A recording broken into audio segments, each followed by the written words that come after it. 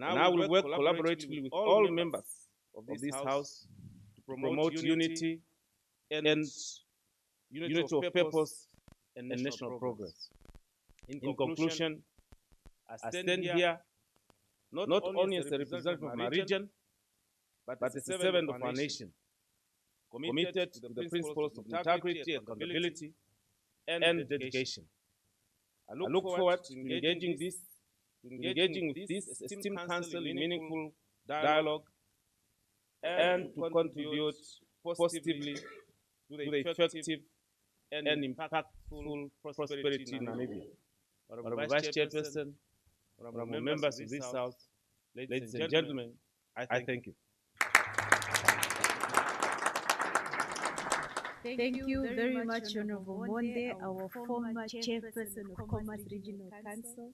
As he was busy delivering his speech, I was reflecting and saying it's such a wonderful platform to be, because some of our journeys began with him being our leader in the Regional Council, and we're seeing him here in the chamber. So thank you very much, Honorable Monde. Next on the list, we have Honorable Nangama. Honorable Nangama, the floor is yours. Honorable Monde, could you please switch your mic off? Thank you. Okay, thank you very much, Honorable Vice Chairperson. I am Matthew Kopeni Nangama from the Smart region of Ngwena, in particular Pembe constituency, the Venerable constituency. Honorable Vice Chairperson, honorable members, I rise to today with a deep sense of humility, gratitude, and responsibility to deliver my maiden speech in this august House. I am profoundly honored by the trust bestowed to me by the Ngwena Regional Council for nominating me to be among the Ngwena Regional representatives in Parliament. I am indebted to people of the Pembe constituency whose voice, hope, and aspiration I am here to represent to. Honorable Vice Chairperson, honorable members, first and foremost, I extend my sincere appreciation to all electorators of Pembe and the SWAPO, part, rank, and file for their confidence in my leadership.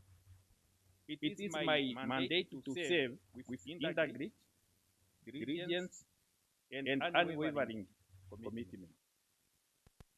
Allow me also to acknowledge my predecessors and the community leaders who have contributed to the development of our constituency and the region at large.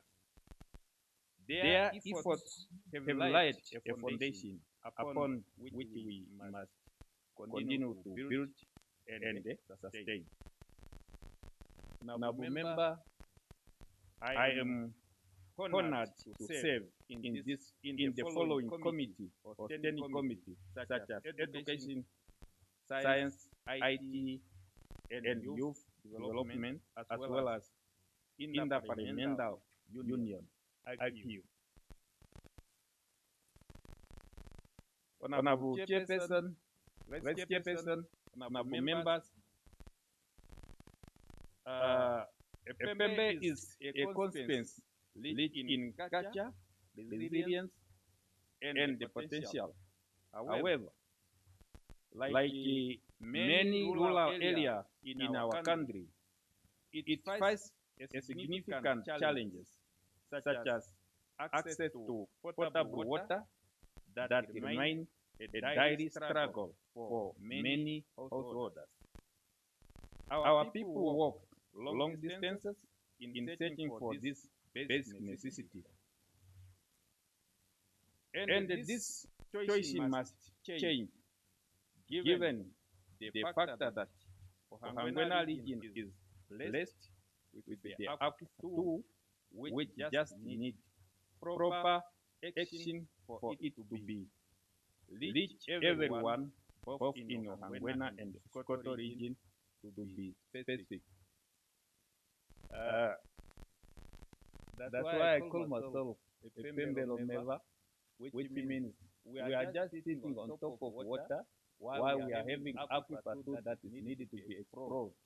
Therefore, I'm humbly requesting the Aquifer 2 to have a proper action so that our people will be free from this situation of not having enough water. Honorable Vice Chairperson, honorable members, a healthcare service in our constituency are limited with a clinic often understaffed and under resources. We must strengthen rural health system to ensure that no Namibian is left behind when it comes to access quality healthcare. Most of the deep rural community, such as Ohamikoka village, rely heavily on the mobile health outreach services, which are normally once a month. Hence, there is a need for permanent healthcare facilities in our rural area in order to ensure that no one is left out. Honorable Member, education to demand our urgent attention. While we have dedicated teachers and eager learners, many of our schools lack adequate infrastructures, learning materials, and modern facilities. If we are serious about empowering the next generation, we must invest meaningfully in education, especially at rural areas, with a special focus on inclusive education. In the same vein, appreciating the effort made so far, such as Uskongama Special School, the establishment of the Epembe Visina School, as well as Netanga Secondary School. The Epembe Visina School has been in the NTF since 2013, and this year it will be a reality. People are on the ground. We might scrap it.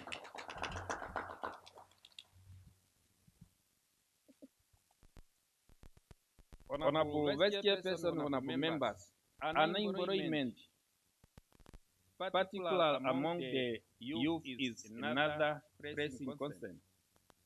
Our youth people are capable and willing, yet opportunity remains scarce. We must prioritize skill development, support small-scale farmers, and promote sustainable economy initiatives that are tailored to the reality of our rural communities. Agriculture is the backbone of Epembe constituency and Namibian at large. However, recurring drought and climate variability continue to threaten livelihood. It is imperative that we invest in climate resilience, farming practice, water infrastructure, and support system that will enable our farmers to thrive despite this challenge. Honorable members, honorable Vice Chairperson, development must be inclusive. Rural constituencies like Pembe development, roads, electrification, and digital connectivity must yet reach our communities so that they can actively participate in the national economy while at the same time addressing the digital.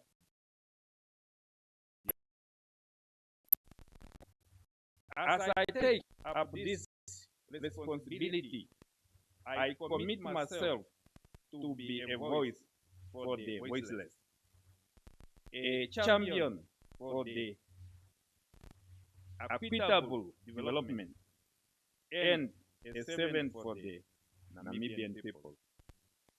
I will collaborate with fellow honorable members across the party line to advance policies that uplift all Namibians. Let us remember that our duty in this House is not only to debate, but to deliver tangible results that would lead to visible impact among Namibian society. The people we represent expect results include livelihood, better services, and a bright future for their children.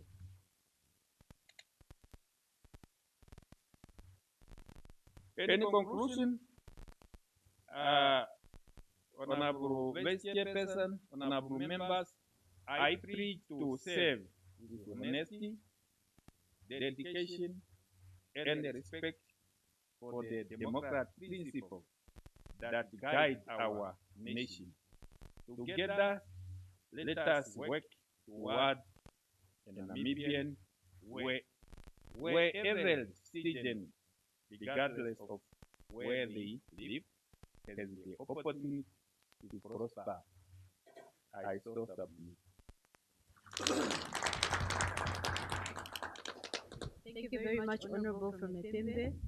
Honorable members, in accordance with Rule 27, we shall now take our break, and we are expected to return back at 10 minutes past 11. Is that in order?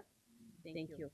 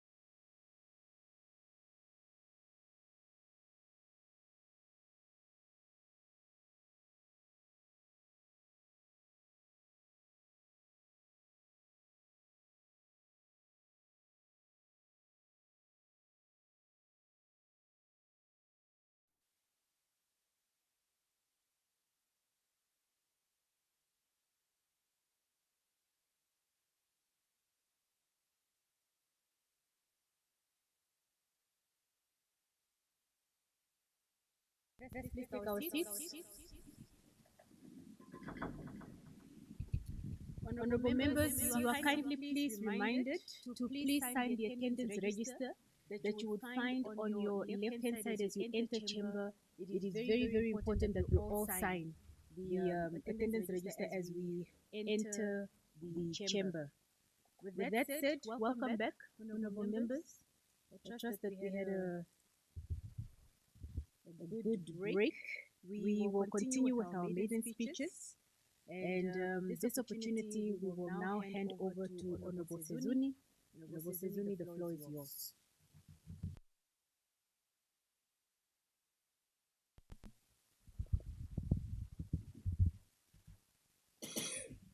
Thank you, Vice Chairperson, honorable members, distinguished guests, most importantly, the people of Cape South Coast. I rise today with a deep sense of humility, gratitude, and a responsibility to express my sincere appreciation to the electorates of Cape South constituency. It is through their unwavering support, confidence, and a trust that I stand before you as a representative in the Zambezi Regional Council and today in the National Council. This honor is not mine alone. It belongs to every individual who believed in the vision of progress, unity, and an inclusive development. Honorable members, your collective voice has not only entrusted me with the regional responsibility, but also opened the door for me to serve as a member of the 7th National Council. This esteemed platform represents an opportunity to continue to contribute meaningful to national discourse and to carry out oversight on matters of national importance. I do not take this responsibility lightly. Rather, I accept it with awareness of the expectation placed upon me. As I assume this role, I wish to reaffirm my commitment to serving with integrity, diligence, and accountability. It is all about listening, engaging, and acting in the best interest of our people. Honorable members, I therefore pledge to work collectively, collaboratively with the leaders, stakeholders, and the community members to ensure that the concerns of our people are not only heard, but effectively addressed. However, once the foundation has been laid and the work has begun, progress becomes inevitable. In the same spirit, we must steadfast and remain committed to the journey of building our constituency, our region, and our nation. The challenges we face requires collective effort, sound planning, and a constant action. Honorable members, I register my appreciation to the August House for having put me in the Public Account Committee, which I will serve with diligence and integrity.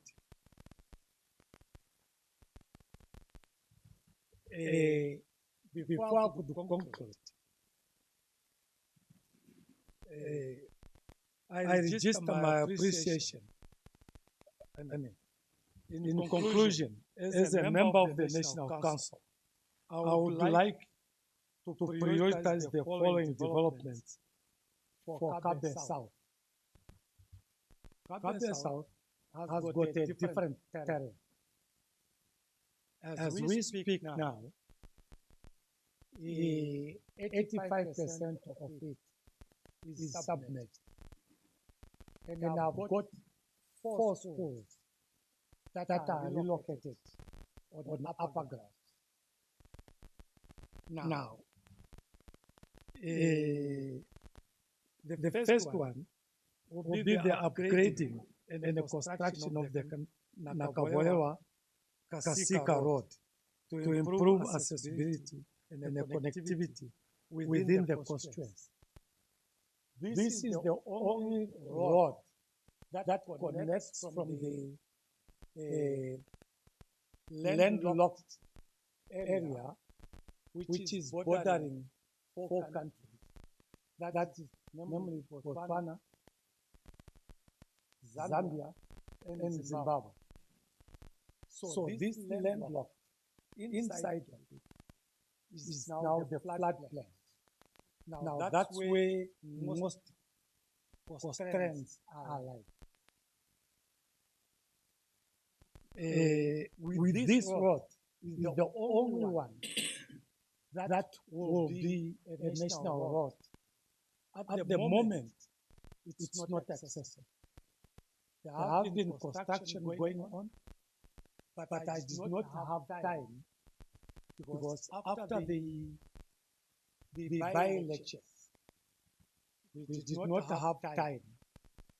And then it was only a month that I familiarized myself with the area.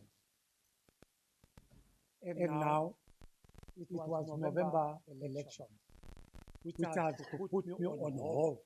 There was no activities that were happening. The installation of boreholes on identified areas of need, as many communities still rely on direct water from the river, which is unsafe. It's not healthy at all, as I can say.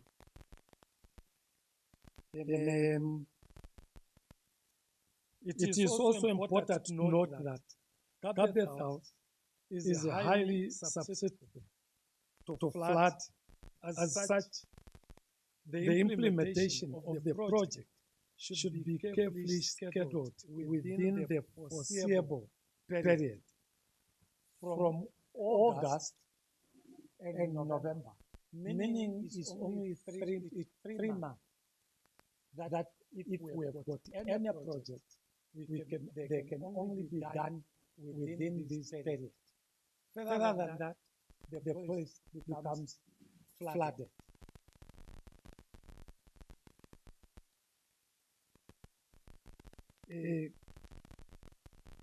From August to November, when the conditions are suitable for developmental activities. With this, I would register this concern that probably this is also exempts most of the communities living in these areas to do with the crop production, and mostly are livestock producers. So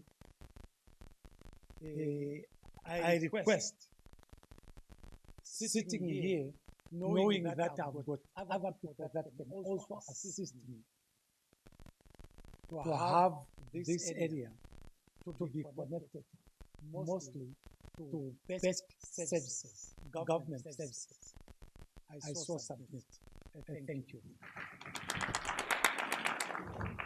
Thank you very much, Honorable Sezuni, and we empathize with you with all of these floods that you are experiencing. We are happy to see some movements, and we really are positive that soon the situation will be resolved. Thank you very much. May I humbly request that you please switch your mic off, Honorable. And in the same vein, I'd like to ask or give the floor to Honorable Spongo to deliver his maiden speech, and this will be the last honorable member to deliver his maiden speech. Thank you very much.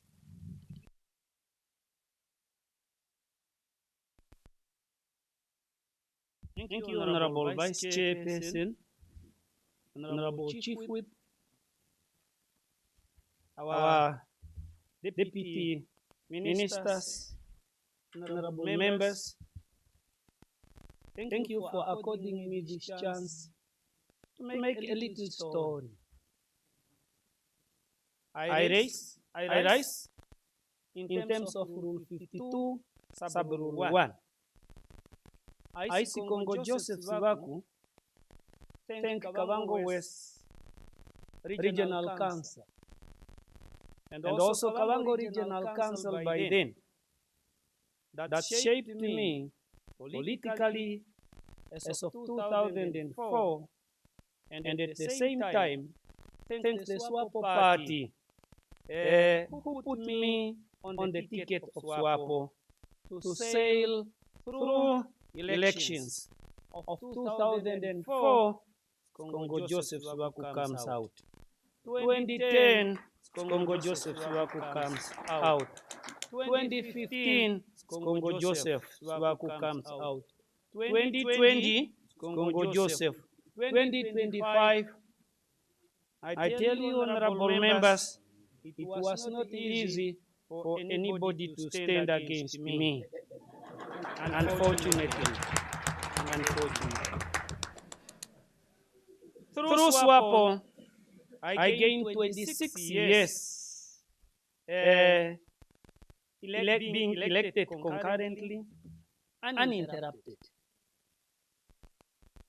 Thank Kavango West, Tondoro constituency, where Kavango way, where Tondoro constituency way. I'm now here at Parliament, joining the other forces of the honorable members. I further thank Honorable Vice Chairperson, our second president, who saw that Kavango was a big region and accepted our proposal to demarcate the region in the one region into two regions, and who also reminded us, and I quote, dividing one region into two is not to divide people, but to fast-track administrations. And end of quote. It remains, this statement remains in all of us who are living in the two Kavangos, that our division into two regions is just to fast-track administration. Nothing else, nothing less, nothing more, but just to fast-track administration, but not to divide people. Unity still have to prevail.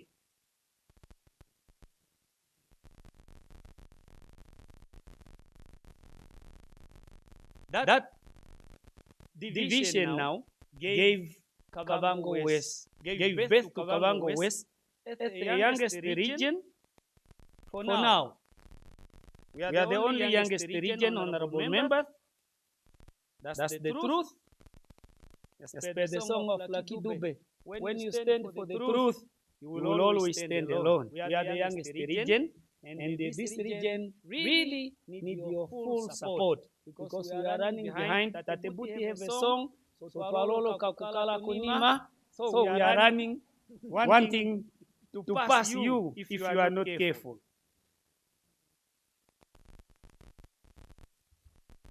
Without wasting much of our time, as a farmer, Honorable Vice Chairperson, I think the SWAPO-led government specifically the Ministry of Works and Transport that are being run by Honorable Nekundi together with Honorable Aikali for successfully, fairly, diligently, to the best of their ability, constructed a road that runs through 60 farms.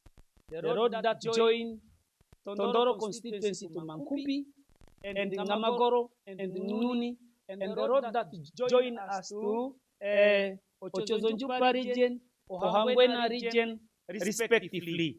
And I need to thank, through Honorable Deputy Minister Ikali, the Ministry of Works. When credit is due, we give them hands.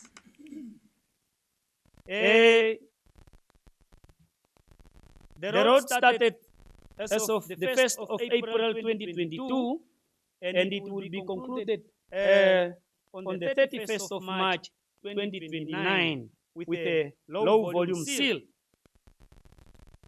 My specific interests are as follows.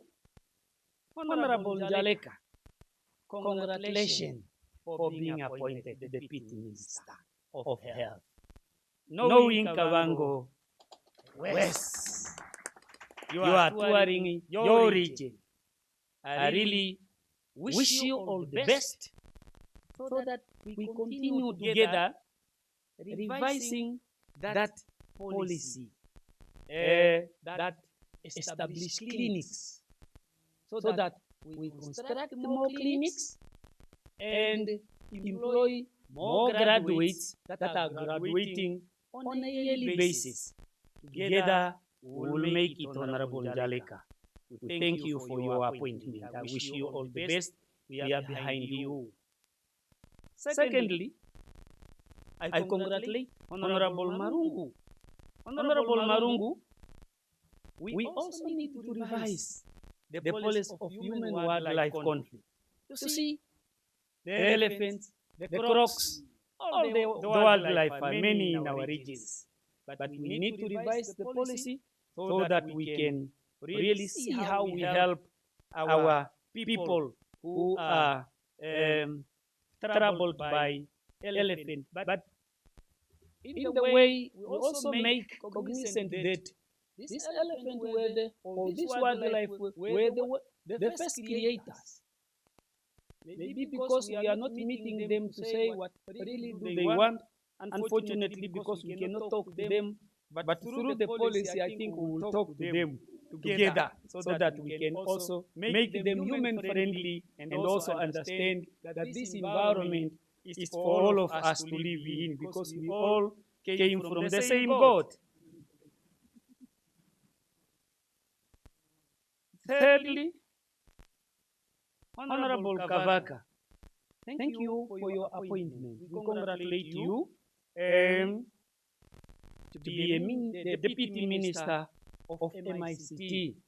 But Honorable Kavaka, we still need to continue the issue or the project of 100% MTC coverage. You remember during COVID-19 how we struggled. Even teaching and learning could not take place. But together we will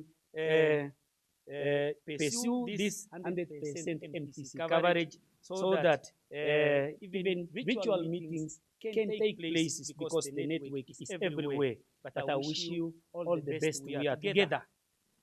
Your failure is our failure. Your success is our success. And we will never fail as the Swapoled government. We are made to succeed. Fourth, Honorable Wambo, our Deputy Minister of Home Affairs, Safety and Immigration Safety and Security. And we also need to visit the outreach program because the ministry is charged with issuing of national documents. But if we continuously get funding for the outreach program to be successful, so that all young Namibians who turn the age to get the national document, and together I congratulate you and I wish you all the best, and we will make it because we were created to make everything possible. Even the impossibility, we make it possible. Finally, together we institute government of men and women here at the 7th National Council for the betterment of the living standard of all Namibians through making laws that will talk to Article 1, Sub-Article 2 and 3. Article 2 or Sub-Article 2 is talking about all power shall vest in the people of Namibia.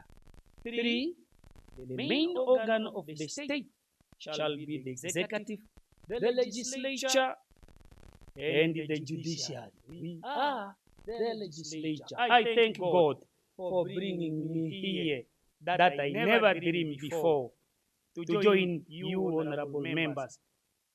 Give yourself a hand. It was not easy. It was not easy for you to come here, but God made it easy. Therefore, you need to thank Him. May I invite you with this little song, the spiritual song.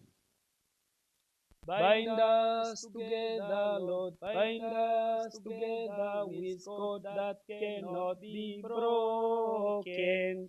Honorable Vice Chairperson, I so submit.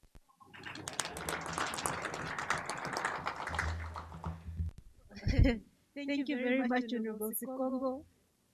Indeed, it was not easy for anyone to stand against you.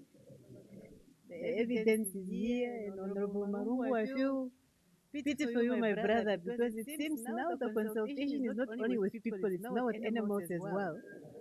So I wish you all the best with that consultation. Thank you very much, Honorable Sikongo, for that. Honorable members, I was just informed that we actually have 3 more members that wish to contribute or to rather deliver their maiden speeches. And next on our list, I would like to ask Honorable Tumo, our newly appointed Deputy Minister in the Office of the Vice President of the Republic of Namibia. Yeah, Honorable, I don't want to say too many things, but the floor is yours.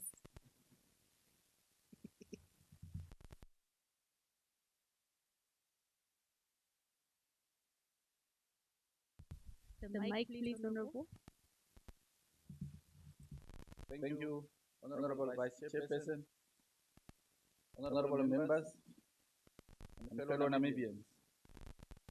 I rise to deliver my maiden speech in this august house, mindful of the rules that guide it and the responsibilities that comes with this historical moment in its making.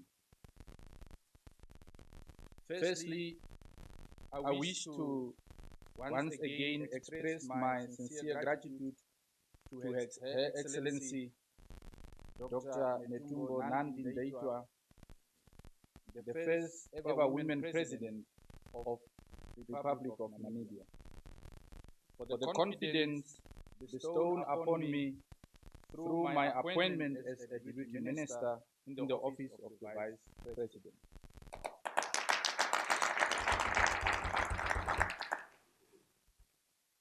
The responsibilities relating to the indigenous minorities, people, disability affairs, genocide, negotiations, and such other functions as may be delegated. I am deeply honored to serve the Namibian nation in this capacity. I also extend my heartfelt appreciation to SWAPO Party, the national leadership, under the capable hands of our Secretary General, the local leadership of Winners Constituency, the districts, sections, and branches. The district leadership who have entrusted me among many other able SWAPO members, with the opportunity to be the candidate in 2024 by-election and ultimately 2025-2026 regional and local authority elections. The SWAPO Party regional leadership has equally been pivotal in this making. I would like to inform the Gwinas constituency electorate of how grateful and humble I feel for placing their hopes and future in SWAPO Party and in me as their servant. Honorable Vice Chairperson, honorable members, Namibia has demonstrated that your background does not define your destination. The minority indigenous communities, marginalized communities, and wherever you come from is not the barrier. Being from a generational farm worker's child, myself,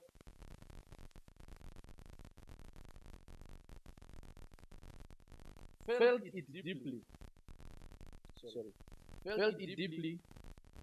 that given this opportunity, we are equal to all Namibians. I cannot overemphasize the traditional authorities and community leaders, the youth, and all stakeholders who have supported and guided me on during the long, emotional, and difficult, but also fulfilling journey to save the country we call home. Our collective position and aspiration is what I represent and not myself. I was received with a warmth by Oshikoto Regional Governor and the Oshikoto Regional Council, and introduced to leaders who have long carried a responsibility of national service. For this trust and encouragement, I am truly grateful. Honorable Chairperson, honorable members, it is both a privilege and a duty to acknowledge these, those who have come before me and laid a foundation upon which we build today. I pay tribute to the first councillor of Gwinas constituency, Isaac Obede Kumaka, who laid the foundation, and his efforts after independence the pathway for our aspirations today. I also recognize the distinguished service of the former regional councillor, Madam Betty Koula, the educator and the community builder, whose commitment to Gwinas constituency and contributions to this August House National Council have left a long-lasting impact. Honorable Chairperson, honorable members, join us as Gwinas constituency to remember with respect our late Councillor, Honorable Bani, who served diligently at the regional management level. His passing was untimely, and we continue to honor his dedication and service. May his soul rest in eternal peace. Our Councillor, as we used to refer to him. The diverse experience and perspective of these who have served before us provide valuable lessons. They place us in a stronger position to understand the challenges our people face and to respond in a manner that advances the collective good under the 8th administration. Honorable Chairperson, honorable members, Namibia's liberation was achieved through unity, resilience, and teamwork. It is in that same spirit that I stand before you today, not as one who knows all, but as a servant of the people, willing to learn, listen, and to contribute, and equally determined to embody business as unusual direction for results, which is service to the Namibians. I assure this August House that I am ready to work with all honorable members, irrespective of the political affiliation. To me, this chamber is not a place for division, but a platform for ideas that serve the national interest. Reviews that give real-time problem-solving and opportunity-creating laws for common good of an ordinary Namibian in a rural setting. Honorable Vice Chairperson, honorable members, during my tenure, I intend to focus on key areas that speaks directly to the realities of our people in the constituency of Winners. These include strengthening agricultural policy, efforts that support agriculture, especially resettlement programs, and youth empowerment. There is a great need in indigenous minorities and marginalized communities to enhance of rights and inclusion of the persons with disabilities, and contribute to broader socio-economic development for all Namibians. In particular, I am interested in supporting initiatives that promote agriculture and land reform, recognizing their importance in food security and economic participation. I also wish to see greater emphasis placed on youth empowerment and creative industries, ensuring that youth are not only participants in the economy, but drivers of innovation and growth. Furthermore, there is a significant potential in linking these sectors with tourism to unlock sustainable opportunities for community across Namibia.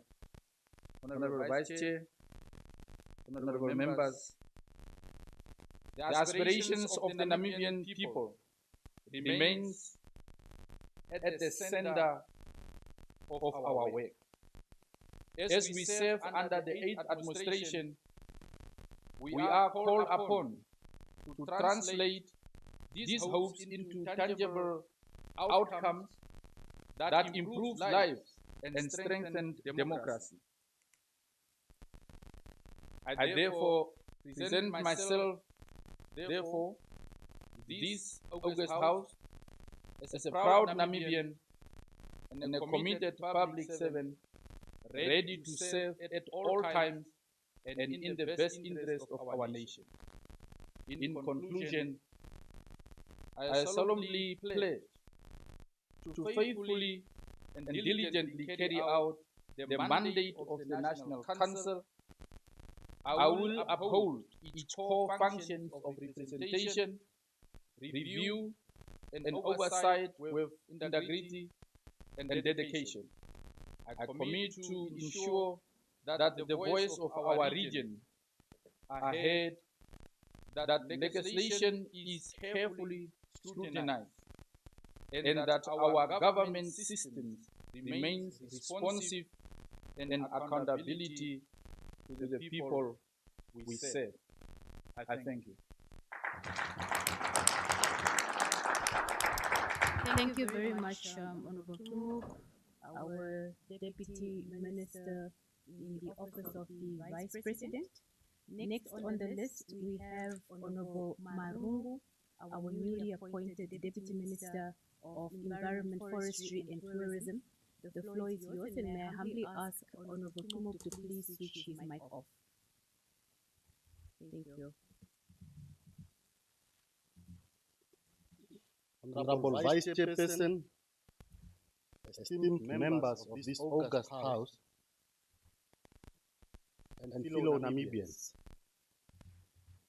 On 7 May 1988, a boy was born at a village called Nyondo in Ndongalinena constituency, Kavango East region, respectively.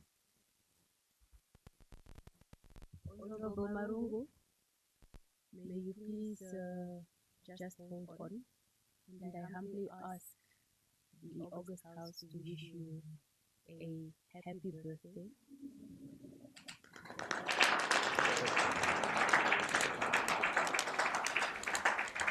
May God bless you, Honorable Marungu, and may He go before you in all your activities. Happy birthday.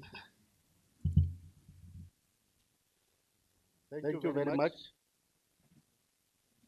This boy, as a child, when he grew up, had lots of dreams, but the opportunities were scarce due to the fact that he grew up at the village, very remote village, with no electricity, no potable water, and he was raised by a widow, my mother, Maria Theresia's wife, who was also unemployed.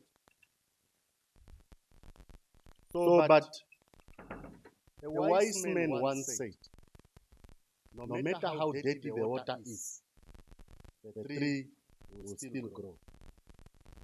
I was then motivated by these words, and I soldiered on until where I am today.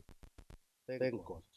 Honorable Vice Chairperson, honorable members, I rise today with a deep sense of humility and gratitude to deliver my maiden address as the representative of the resilient people of the Ndongalinena constituency and the Kavango East region.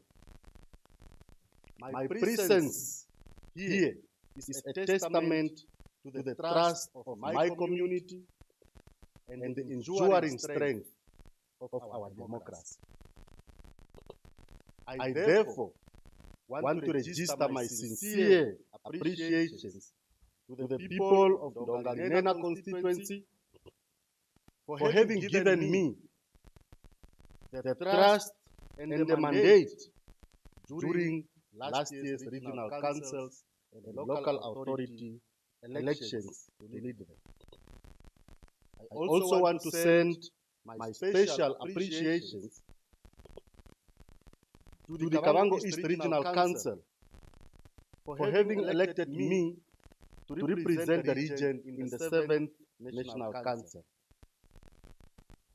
I also wholeheartedly acknowledge and appreciate my predecessors, namely Honorable Pietres Kavura, our founding councillor of Ndongalinena constituency, and the former councillor, Honorable Michael Kampota, who laid a solid foundation upon which I am continuing to build the Ndongalinena house of inclusivity, where no one should really feel left out. Honorable Vice Chairperson, honorable members, I wish to express my profound gratitude to the SWAPO Party and to Her Excellency President Netumbo Nandi Ndaitwah for the confidence placed in me through my appointment as a Deputy Minister responsible for the Ministry of Environment, Forestry and Tourism. I pledge to serve both the executive and the legislature with unwavering integrity. Honorable Vice Chairperson, honorable members, my mission in this House is anchored in 3 core pillars. 1, poverty eradication and rural development. My primary agenda remains the acceleration of development in Ndongalinena constituency and Namibia at large. We must bridge the gap between rural and urban life by ensuring that our people have access to clean water, electricity, and reliable infrastructure. Number two, youth empowerment. Having served as the Swapopat Youth League Regional Secretary for the Kavango East region from 2017 until last year, and also for having served as a board of director for the National Youth Council of Namibia, NYC, from 2021 to 2024. I am a firm believer that our youth are not just the future, but the current engine of our economy. We must therefore move at a reasonable speed to meaningful job creations and industrialization. Number three, sustainable environment and tourism. In my capacity within the ministry as a deputy minister, I will advocate for policies where our majestic natural resources benefit the majority of Namibians. Tourism must be made more accessible to locals, ensuring that the wealth of our land translates into the prosperity of our people. Honorable Chair, Vice Chairperson, honorable members, Ndongalinena constituency faces significant challenges like any other constituency in the Republic of Namibia. Those challenges ranges from shortage of water. We have serious shortage of water in Ndongalinena constituency, and I vow to drill boreholes in villages within our constituency to make sure that our people do have potable water and they are protected from crocodile attacks, because we are losing many lives from crocodile attacks because of water. Number two, we do have shortage or lack of electricity and network connectivity. I also vow to make sure that there should be electricity provided to our communities, and as well the network towers be installed within the constituency and also in the inland villages. We do not have health facilities in Ndongalinena constituency apart from the Nyangana Hospital, which is also very small, not catering for the whole population in that area. I therefore vow to, I'm happy the Deputy Minister of Health is here. We need to construct health facilities in Ndongalinena constituencies, in the inland village such as Shakambu, Gude, Kanyumara, and the Ndongalinena clinic also to be upgraded to a health center. There must be a road that we have to construct to go in the inland. Ndongalinena constituency, like my brother Papela has said, is the only constituency also that does not have a government hostel. So we will work together with the Ministry of Education to make sure that there is a government hostel constructed in Ndongalinena so that the citizens that reside there also get access to these services. Honorable Vice Chair, honorable members, national documents still remains a challenge within the constituency. Honorable GM is not here, but we will have to work together with their ministry to make sure that At least we have a satellite office in Dongarinena, because the distance from Dongarinena to Rundu is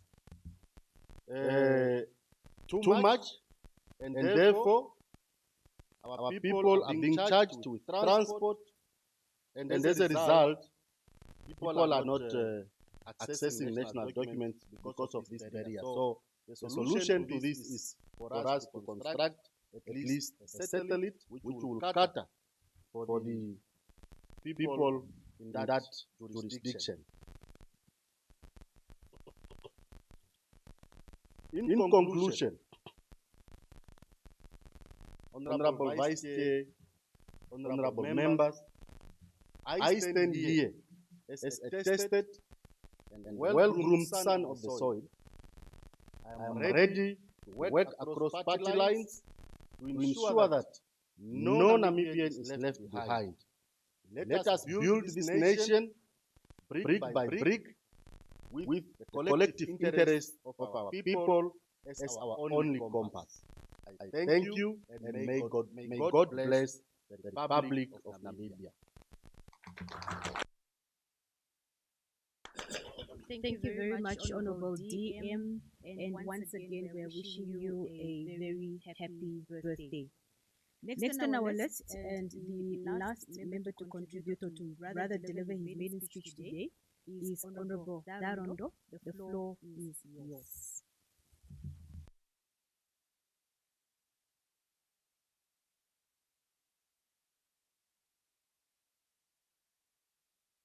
Honorable, may I just request that you please switch your mic on?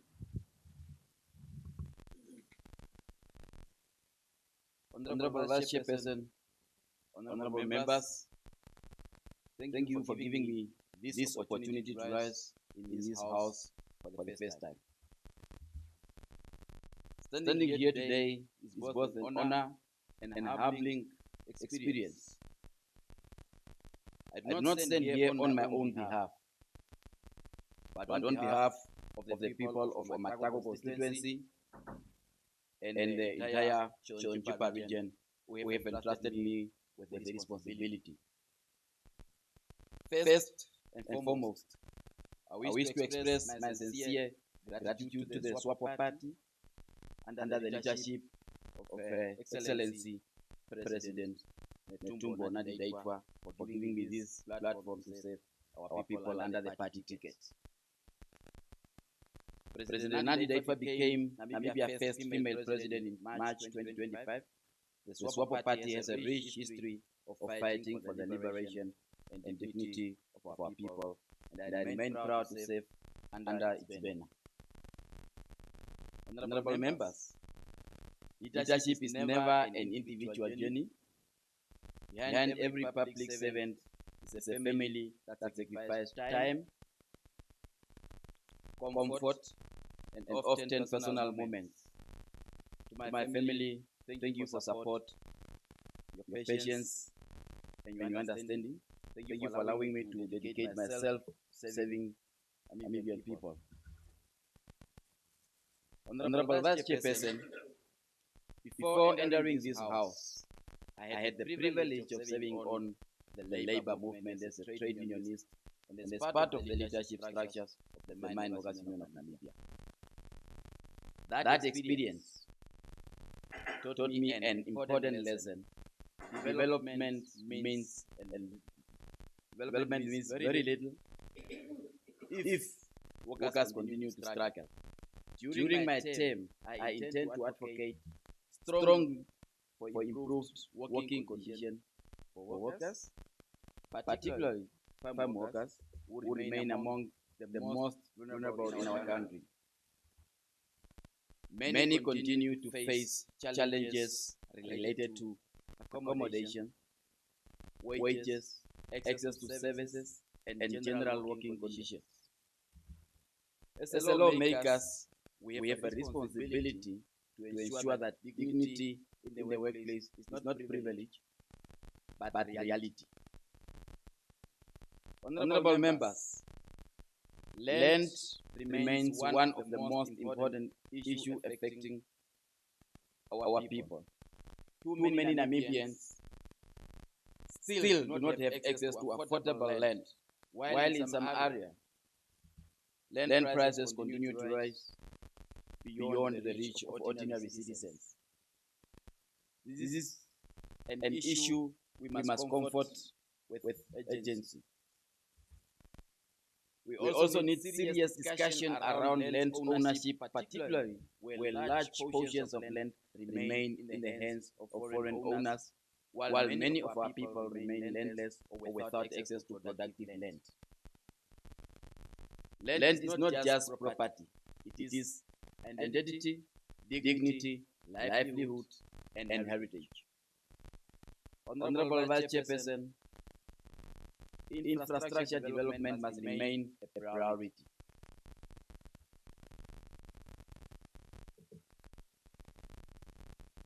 I want to specifically highlight the importance of the road between Okahanja and Okonjatu. This road is not only important to the people living in those communities, but it is a strategic for national development. It connects the Oshojupa region to the Kavango regions and can improve trade movement, and service delivery. Upgrading this road will also reduce pressure on the heavily used Okahanja and Oshwarongo road, where accidents continue to claim lives. Road infrastructure is not only about transport, it is about safety, economic growth, and connecting communities. Honorable members, we must also continue addressing the long-term effect of the genocide and displacement of our people. Many descendants of those who fled to Botswana are gradually returning home to their ancestral land. Some have settled in areas such as Gam and Eze Block. This community continue to face serious challenges, including access to land for settlement, water, and other essential services and benefits that every Namibian citizen deserves. As a nation, we must ensure that these returning communities are not forgotten. Honorable Vice Chairperson, I would also like to acknowledge and thank my predecessors and all leaders who came before us. They laid the foundation and paved the way for us to continue serving our communities. We may not solve every challenge in one term, but each generation of leaders must contribute something meaningful. As I begin this journey in the National Council, I commit myself serving with dignity, humility, and purpose. My focus will remain on the people, the workers, the youth, the farmers, the vulnerable, and every citizen who look to leadership with hope. I'm here to be a voice of our Namibian people and to contribute meaningfully to the development of our country. Together, let us continue building a Namibia where opportunity, dignity, and prosperity are accessible to all. I thank you. Thank you very much, Honorable Darondo, for your maiden speech. And in the same vein, I would like to thank all the honorable members who were able to deliver their maiden speeches today. What really stood out is that we are all here for a common goal, for a common purpose, to pull in the same direction and make sure that we contribute to this Namibian house that we are building. With that said, may I please ask the Secretary to read the order of the day.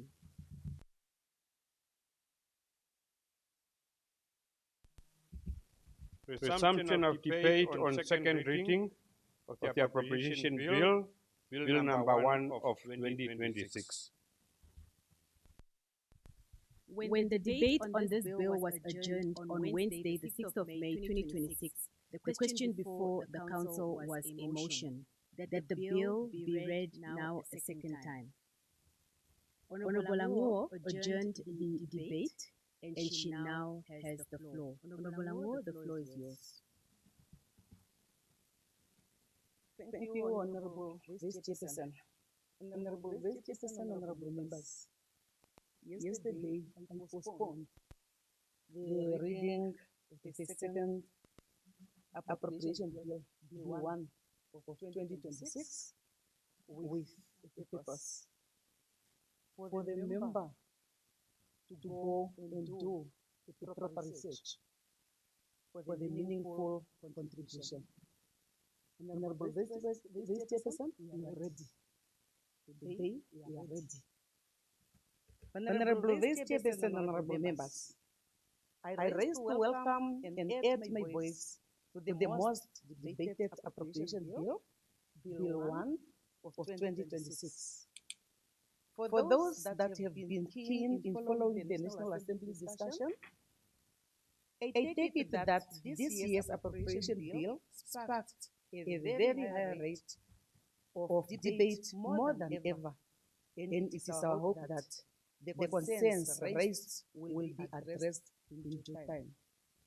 Honorable Vice Chairperson, honorable members, the year 2026 brings us hope as a year of unity, a new beginning that will all have created for an affirmative future that we all dreamed of.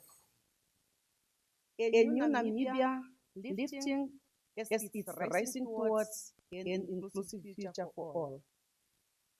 Her Excellency, Comrade Netumbo Nandi-Ndaitwah, President of the Republic of Namibia, in her New Year's speech, reminds us that when our diversity comes together with one heart and mind, unity becomes our strength.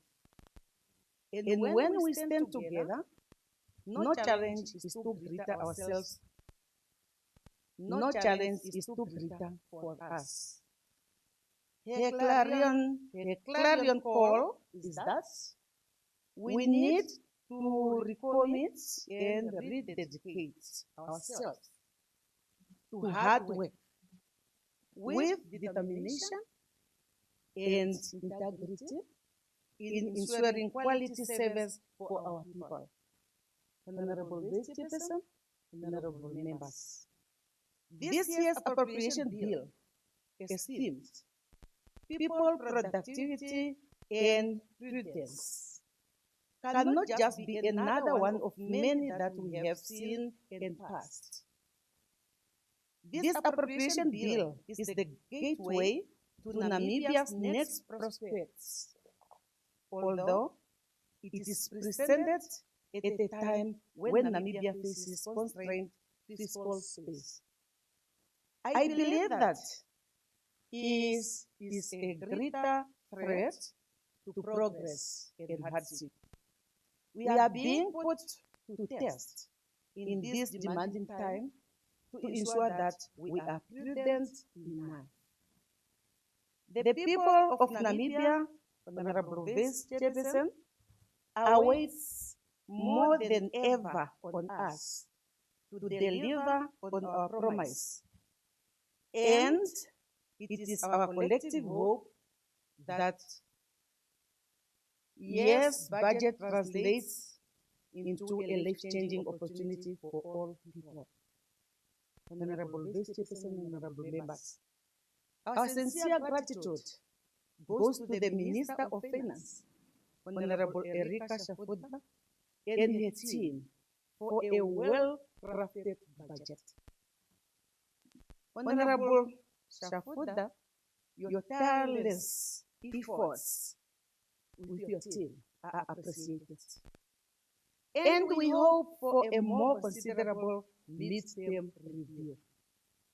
Honorable Vice Chairperson, honorable members, as a former chairperson in the Steering Committee of Education, Science, ICT and Youth Development, allow me also to mention few on education. Education is the greatest equalizer, and we thank the eighth administration for the continued prioritization of education funding and for allocation of 2.8 billion towards the free tertiary education. The government continues to allocate funding for the recruitment of teachers in ensuring that the learner-teacher ratio is observed and unemployed is kept. Still on education, Honorable Chairperson, Honorable Vice Chairperson, our collective call should be to ensure that GRN, the government should, schools are capacitated with all necessary aids and equipments, and that the learning environment is exceptional and parallels to that of the private schools. The developmental projects should include construction of classrooms and community hostels for remote schools to ensure a safe learning environment for every Namibian child. Here, I want also to applaud the ministry, as they started already with the project of building schools. Honorable Minister of Education and your team, please keep it up the end, to the whole, for the whole corners of Namibia. It is also my wish that this budget addresses access and connecting roads to schools and clinics, access roads. We applaud the Honorable Minister of Works and Transport for being on the ground and ensuring that projects are completed timely without any delay. It's therefore our call that the ministry prioritize at least 2 schools each financial year in every affected constituency until we have addressed the situation fully. While on this point, Honorable Vice Chairperson, honorable members, please allow me to thank all our ministers, plus our deputy ministers newly appointed from the National Council. Congratulations. Allow me, Honorable Vice Chairperson, honorable members, to thank all the ministers, honorable ministers and honorable deputy ministers, all of those that are hands-on and still continue doing it on the ground 24/7, ensuring equitable service delivery. Continue with the good work, comrades, and please ensure every dollar is accounted for. Round of applause. Chief will say it. Please ensure that every dollar is accounted for. Yes. The fourth industrial revolution is rapidly transforming the world. Honorable Vice Chairperson, as discussions about the implementation of 5G network become increasingly dominant, even in the chief place, constituency, home, then I hope in most of you honorable. It is important to acknowledge that many of our citizens, particularly those living in rural areas, in regions such as Soshana, Ushikoto, Angwena, Kavango, and many of them, specifically in my own village of Edimba, within the Nana constituencies, still lack basic network coverage. Honorables. This disparity, Honorable Vice Chairperson, highlights a pressing challenge that must be addressed. We therefore hope that the current budget will positively respond to the urgent and growing demand for the digital connectivity in rural communities. Enhancing network infrastructure in these areas is not only vital for bridging the digital divide, but will also significantly advance the learning environment by supporting the shift towards digitalization. By prioritizing digital access, we can ensure that all Namibians, regardless of location, can participate and benefit from technological evolution. Honorable Vice Chairperson, honorable members. Youth unemployment is, honorable members, most of you alluded during your latest speech. Youth unemployment continues to be a persistent challenge that affects the well-being and prospects of our nation's young people. In recognizing the urgency of this issue, it is our collective thought to advocate for the acceleration of national youth funding. By fast-tracking this funding, we aim to empower beneficiaries to launch their projects and actively participate in the country's economic development. In addition, Honorable Vice Chairperson, I wish to express our appreciation to the Namibia Police, the Namibian Defence Force, and the National Youth Service for the mass recruitment. Their efforts not only provide meaningful employment opportunities, but also contribute to the development of a skilled and capable workforce. This exercise testifies that Namibia continues to build a world-class security force, ready and able to safeguard the nation's territorial integrity, yet serving the interests of its people. Honorable Honorable Vice Chairperson, honorable members. We need to ensure that the assets that the country has accumulated over the years works to the benefit of our people.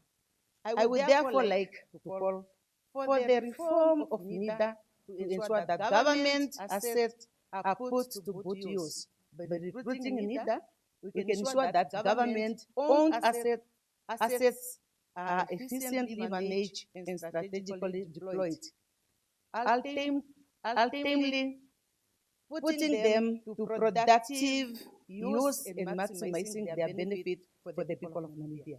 Honorable Vice Chairperson, honorable members, in conclusion, Honorable Vice Chairperson, it is our continued hope that service delivery is the interest of all of us, and we stand ready to serve the Namibian nation with utmost diligence, and may every dollar appropriated come to really realization of equitable development of motherhood, Namibia. With those remarks, Honorable Vice Chairperson, honorable members, I support the appropriation bill and so submit. Thank you. Thank you very much, Honorable Ango, for your contribution. Next, we will be following a list of honorable members of the members who have indicated an interest to also contribute to the appropriation bill. And next on our list, we have Honorable Amjindi. The floor is yours.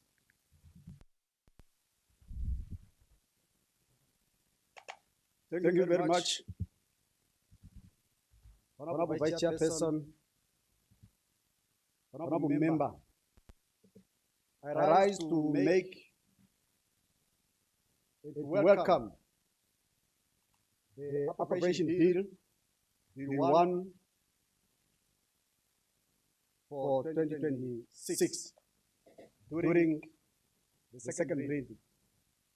First and foremost, I want to thank our President, High Excellency Dr. Netumbo Nandi-Ndaitwah, the President of the Republic of Namibia, and of the SWAPO Party, for the decisions he has taken to celebrate the 36th independence anniversary at the regional level.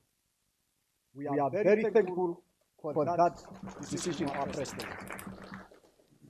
Furthermore, I want to thank our President for appointing 7 deputy ministers from the 7th National Council. This means to us, our concern will be easily understood and addressed right away, because all the deputy ministers, they are from the grassroots level, which is the consequences. They understand the plight and the issue at the ground level. Congratulations, our honorable deputy minister. Secondly, I would like to appreciate Honorable Minister of Finance for tabling this appropriation bill and choosing this budget theme I quote: people, productivity, prudence, end of quote. This is a well thought of theme because it's more about people-centered, productivity-oriented, and the financial prudence, which is to save more money instead of brought it out. Furthermore, I would like to take this moment to thank our 8th administration, our SWAPO party-ready government, and the leadership of our President, Dr. Netumbo Nandi-Ndaitwah, for affirming commitment to the youth empowerment, entrepreneurship, and job creation. One of the practical examples within this financial year, the Namibian Police Force is busy recruiting almost 1,600 youth. And the closing date of this advert is due to come to an end on the 13th of May, 2026, means next week, Wednesday. What makes me happy is the quota that's allocated to the youth that are graduated from the National Youth Service. I vividly remember that I made this call last year in this chamber during the 6th National Council that it's not good to train youth in the National Service and you leave them in the street. Sometimes it might compromise the security. Thanks very much to the Namibian Police to understand, to hear this call. Therefore, I urge the youth that are going to be lucky, taken this opportunity and to go to training, to take this training very serious, because there might be more youth who wanted to have this such an opportunity, but they could not get it. In Oshana region, we are proud to see ongoing works of upgrading District Road 3607 into a low-volume seal. This will enhance communities' accessibility to essential services. So this is very good. We really welcome this one. And also one of the achievements is the completion of upgrading 13 kilometers for DR 605 into a road in Ukwinshona. And I am very much optimistic that it will commence soon to complete the remaining kilometer as it expressed the plan. Honorable Vice Chairperson, Honorable Member, as a representative of Shana region, I foresee this appropriation bill grounded in the reality of service delivery demands to fund unfunded critical infrastructure and also to address the increase of exposed to climate-related risks. While we are remaining committed to implement the development priorities outlined in Vision 2030 and the Sixth National Development Plan, the current level of funding must more consummate with growing needs in our community.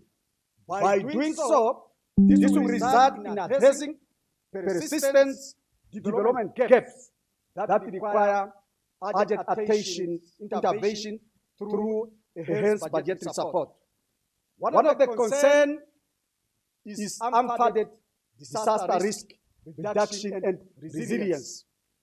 One of the most pressing issues in the Oshana region is the continued unfunded disaster risk reduction and resilience initiative.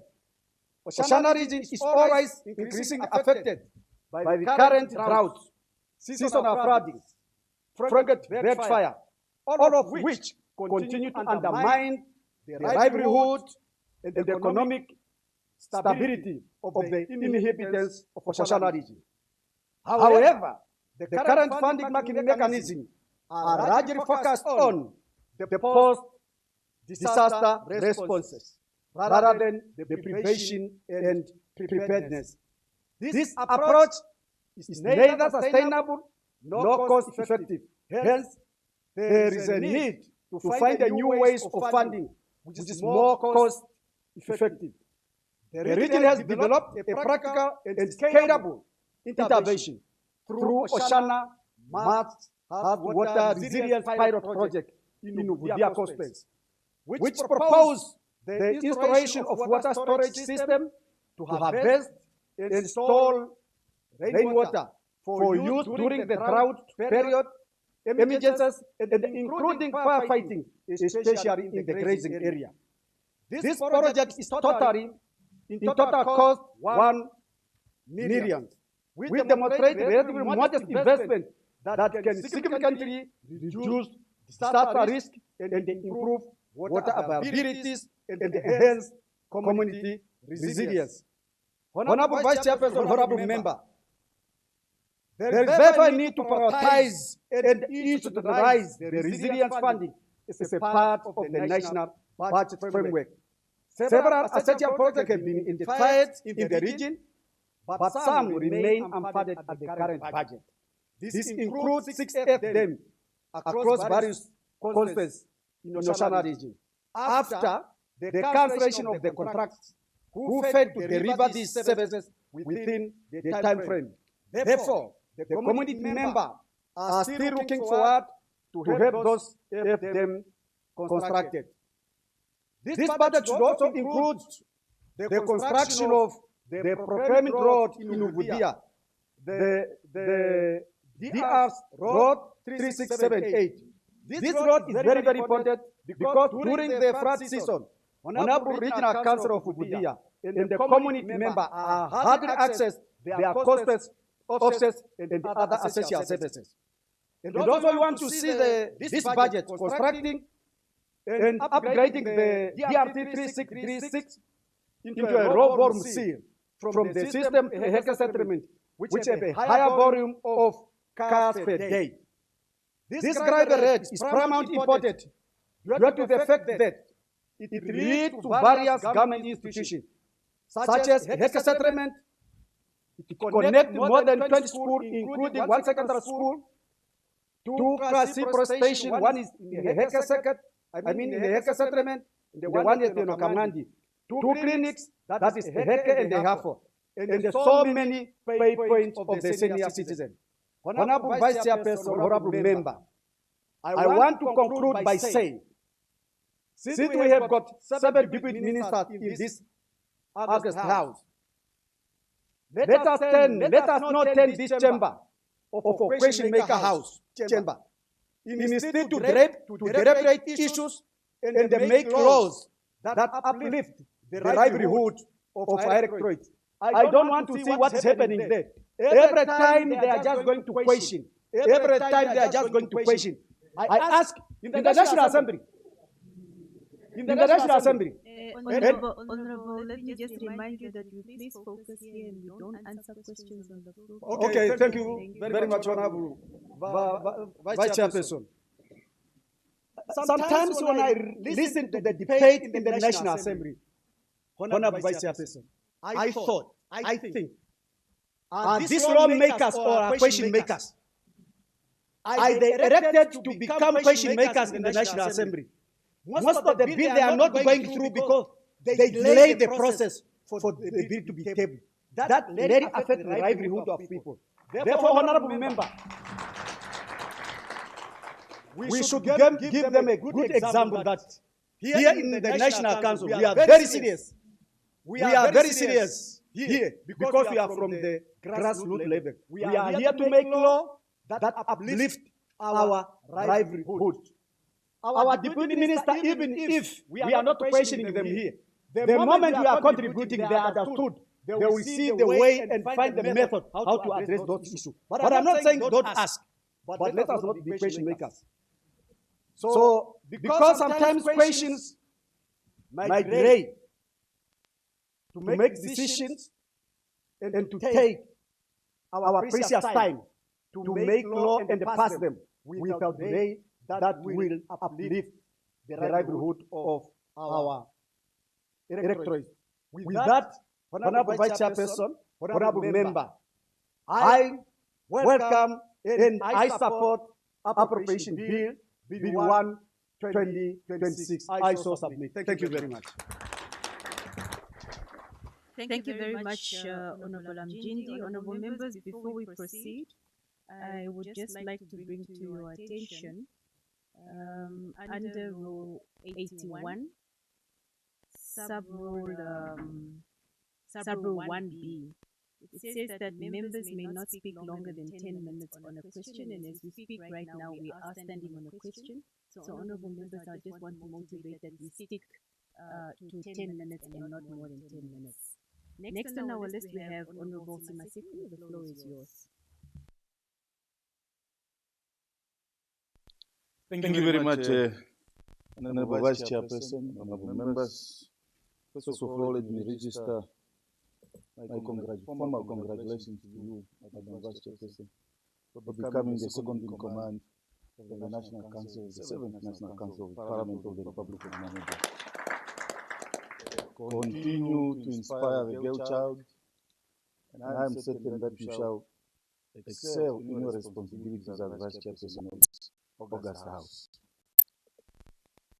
The same sentiments, let me commend the specialist staff of the Fiscus building, headed by the Minister of Health, Honorable Shafuda, for having managed to juggle this very difficult task of sharing this very small cake, though not equally, but equitably, to ensure that government programs are implemented on the ground, as promised to our electorate. And in that regard, I fully commend and congratulate the Minister of Finance for coming up with this very important bill. In the same vein, let me also extend my warmest congratulations to Her Excellency the President of the Republic, Comrade Nandi Ndaitwah, for having steadied the ship after the horrors of COVID-19 and indeed the loss of our two former presidents. And, honorable members, we have paid off the IMF loan, we have paid off the Eurobond. And it's through the leadership of the President that we managed to achieve such milestones. So an applause to Your Excellency. Of this budget is people, productivity, and progress. Now, I'll repeat, people, productivity, and progress. Before there was a government, there were people. And indeed, the very same people are the ones, as motive forces, supported for the liberation struggle. Their hopes and wishes were for us to gain independence first and foremost. But importantly, for their hopes and aspirations to be made by a government of their choice, which eventually happened in 1990. What is it that these motive forces wanted to be attended to, which culminated in their hopes and aspirations? These were access to housing, access to health, access to free education, access to land, and so many aspirations that they felt they needed to be attended to. Honorable Vice Chairperson, if we were to take a review of the performance of our government from 1990 to today, in terms of meeting these hopes and aspirations, I'll give you an example, Honorable Vice Chairperson. The first time when I traveled to Windhoek, from Katima in the early 90s, the road between just after Kongola to Divundu was gravel road. Equally, when I came to Windhoek in the early 90s, there was no Dorado Valley, Dorado Park, Rocky Crest, Klein Coupe. Those are achievements of this government. In Katima itself, where I come from and where I reside, there were no locations like Mavuma Extension 1, 2, 3, no Vevi location, no Greenwell location. And today NHE is constructing over 200 houses additional to that. These are more achievements that this government has made. And indeed, as we deliberate this appropriation bill, we must be cognizant of the fact that the people on the ground still require more from us. And so we shouldn't take long when deliberating this very important document that serves to help and save our people on the ground. And I therefore put it to this House that as time goes, there should be a need for us to revise the period at which we run through this bill. From the time that the minister submits it to National Council, rather to National Assembly, to the time we review until it is approved. Because unfortunately it takes a little bit longer. Because we spend most of the time debating while people on the ground require services to be brought to them. Honorable Vice Chairperson, the other issue that I wish to bring to your attention, I passed through, or rather perused through, the budget book. And I came across one aspect that I hope is not common to all regional councils. And it's about ongoing capital projects.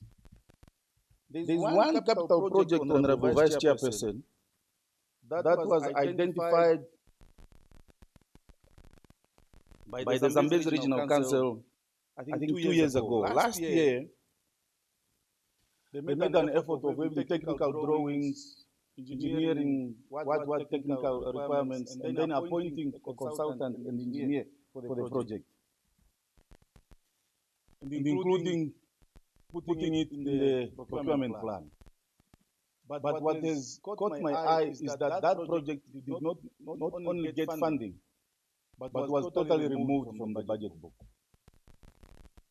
And it worries me a bit, to say the least, because just a few months ago, the Honorable Minister of Urban and Rural Development met the leadership of the Zambezi Regional Council. And in that meeting, he had registered a concern to say we were not doing much to develop settlement and growth points. But that very project is about developing one critical infrastructure in one of the settlements. And now one begins to wonder whether the ideals of the Minister of the are somehow not met by the technical staff on the ground, or it may be something that we need to sit down and discuss with the relevant ministry. That said, it now brings me to my last topic, Honorable Vice Chairperson, to say development planning processes are bottoms-up oriented.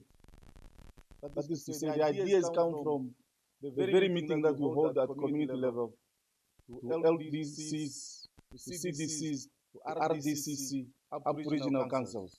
And I therefore move that at some point next year, when we prepare for the new budget, that we go back to the old ways of doing things, where there used to be an invitation extended to regional councils, and where CROs and technical staff from planning would come to Windhoek and motivate their budgets. So that at the end of the day, you speak one language, and if there's a project that is omitted, you know fully well that it was omitted in your presence. That said, this is a very progressive budget, and I'm hopeful that we can quickly run through it and hand it over to technocrats who need to implement so that our people can benefit from the programs of government. I so move, and I fully support the bill, Honorable Vice Chair. Very much, Honorable Timasiku, for your contribution. Next on our list is Honorable Shikongo. The floor is yours.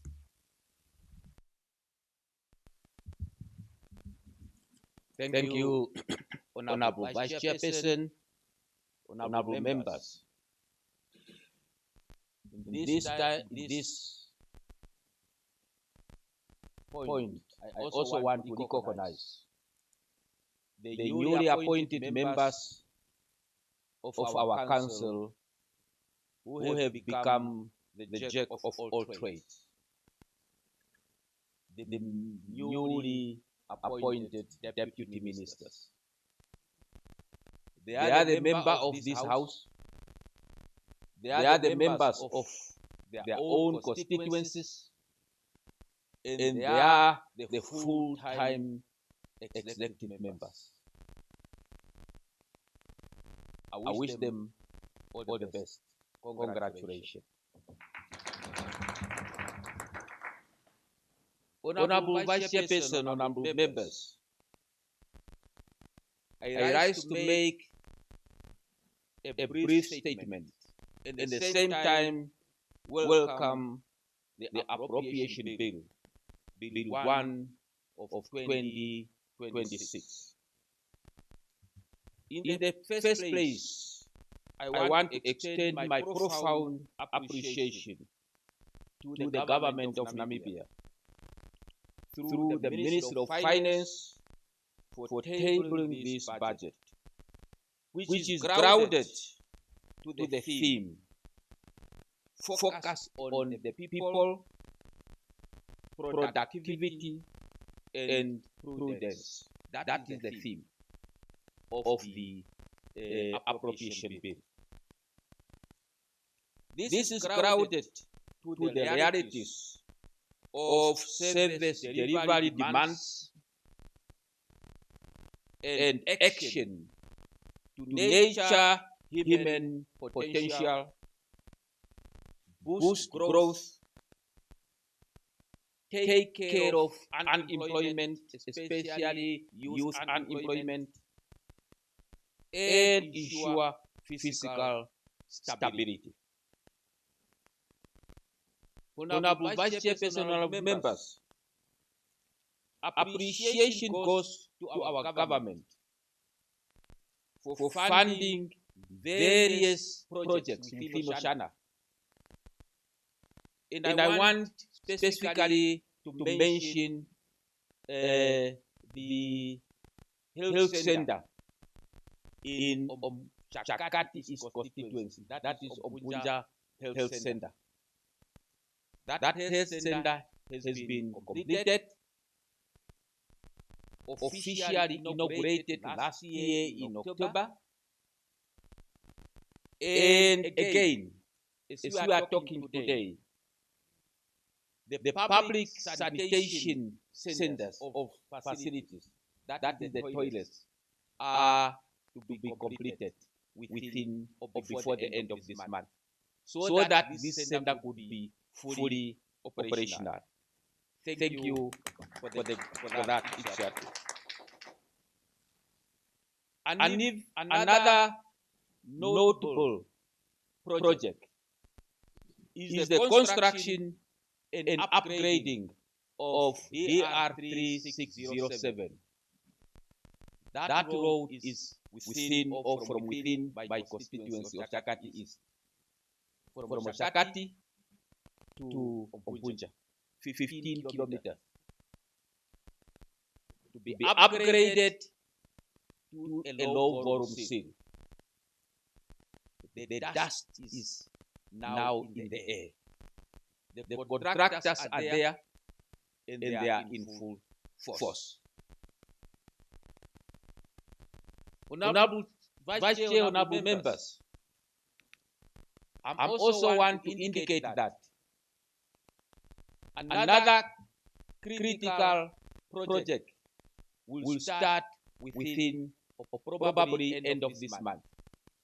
That is the construction of railway from Ondangwa to Shakati. I'm mentioning this because the state-of-art railway station is within Shakati East constituency. And Shakati station, railway station, will be soon connected with the station of Ondangwa. We are happy for that. Honorable Vice Chair, honorable members, the budget on the table reflects both our developmental commitment or ambition and the critical discipline required and needed to protect economic stability, ensuring that today's opportunities and choices protect tomorrow's opportunities.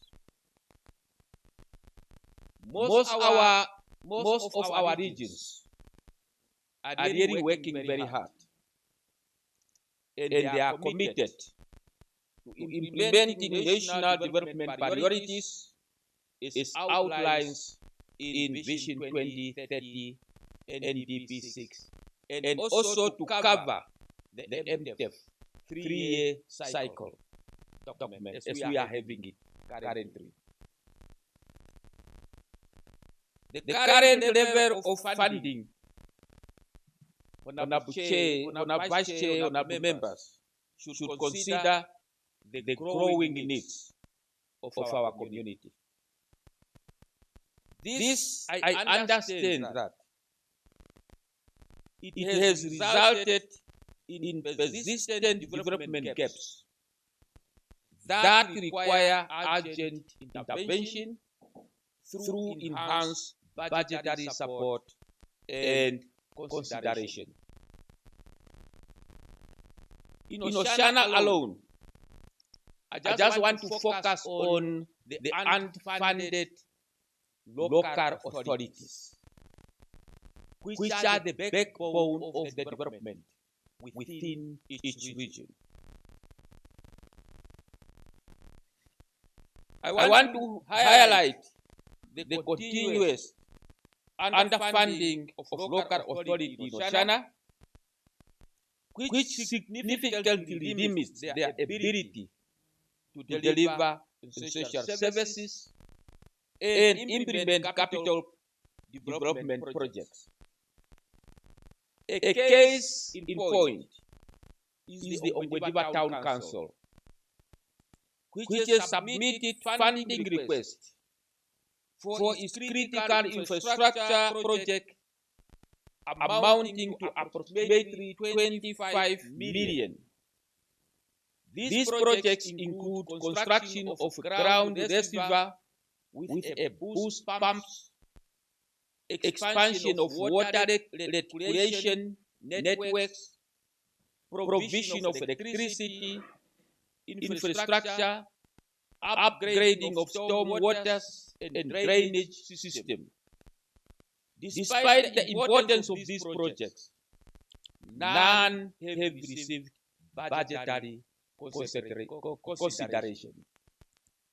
Honorable Vice Chairperson, honorable members, the lack of investment in such infrastructures has a direct consequences, including inadequate water supply, poor sanitation, and constrained urban development.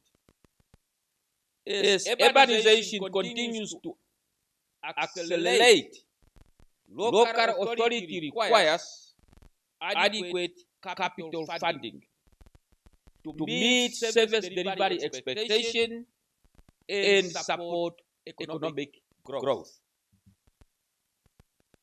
Another case is also for Ondangwa Town Council, one of the first settlements in Oshana, with its mandate to provide decent housing to community, but due to the insufficient funding over the years, the housing and land delivery wait list has grown to 8,000 people waiting in list, because the council own revenue cannot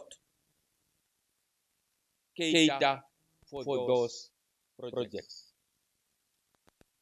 Without the subsidy from the central government.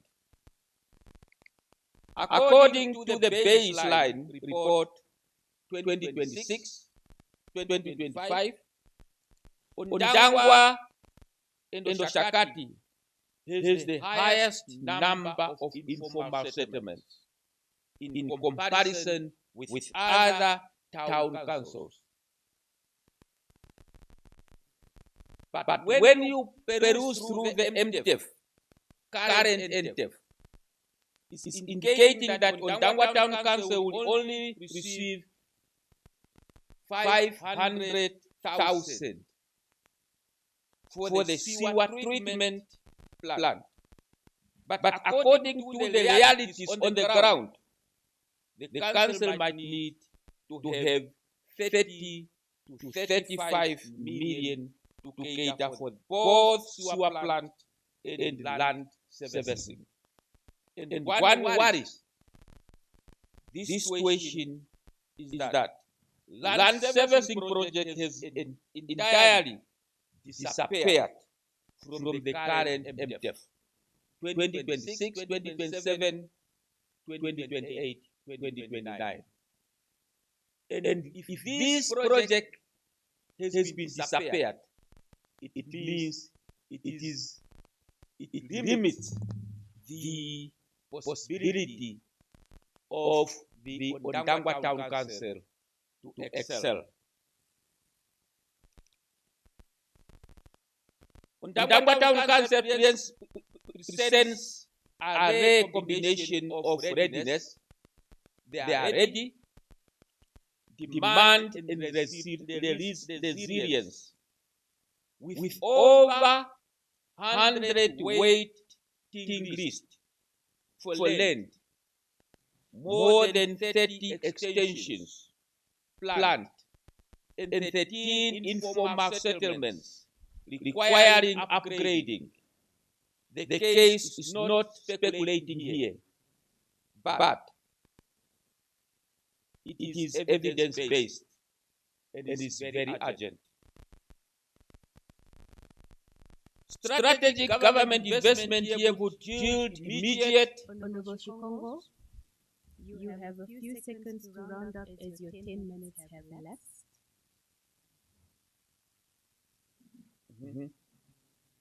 You may conclude. Yes, you may conclude, Honorable.